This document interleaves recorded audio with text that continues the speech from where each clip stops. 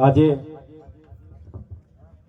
નવા વર્ષના સ્નેહ મિલન કાર્યક્રમમાં ગઢ નવા ફળિયા ખાતે આયોજિત આ કાર્યક્રમમાં ઉપસ્થિત સમાજના તમામ વડીલો, આગેવાનો, સંતો, મહંતો, યુવાનો, માતા બહેનો, આયોજન સમિતિના તમામ સાથી મિત્રો, મંચસ્થ તમામ મહેમાનો, પ્રેસ મીડિયાના મિત્રો, પોલીસ મિત્રો, તમામને ચૈતર વસાવાના જય જોહાર, જય આદિવાસી, જય ભીલ પ્રદેશ, ઉલ ગુલાલ જિંદાબાદ।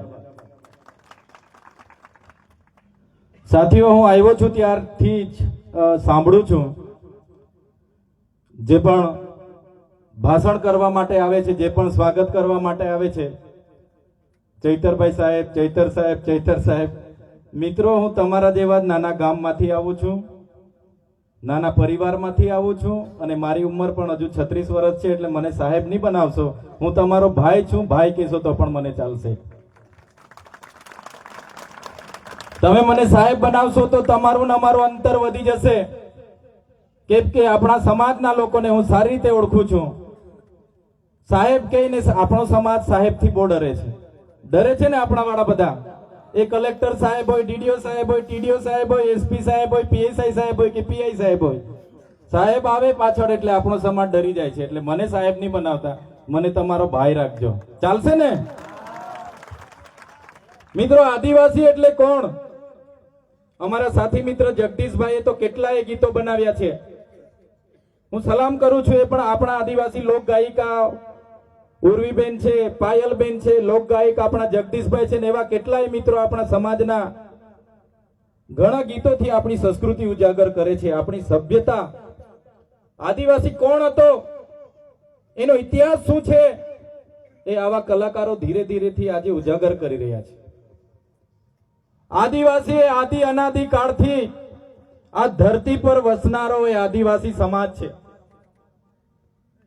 આદિ અનાદિ કાળથી ધર્મપૂર્વી સંસ્કૃતિ છે આપણી। તમે ઇતિહાસમાં વાંચી જોશો, સિંધુ ખીણની સંસ્કૃતિ, એમાં પણ આપણા અવશેષો મળેલા છે। મોહેંજો-દડોની સંસ્કૃતિ, એ પણ આપણી સંસ્કૃતિના અવશેષો મળ્યા છે। ત્યારે આજે ઘણા લોકો વનવાસી વનવાસી કહે છે, પણ વનવાસી નથી।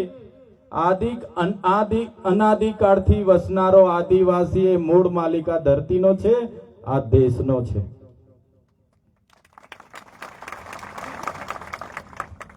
એ સમાજમાંથી આવીએ છીએ આપણે, સભ્યતામાંથી આવીએ છીએ, એ સંસ્કૃતિ આપણી અલગ છે। આપણી પરંપરાઓ, આપણી રૂઢી પ્રથાઓ, આપણા વડીલો સંતો ભાવનામાં માનનારો સમાજ છે, પ્રકૃતિને પૂજનારો સમાજ છે।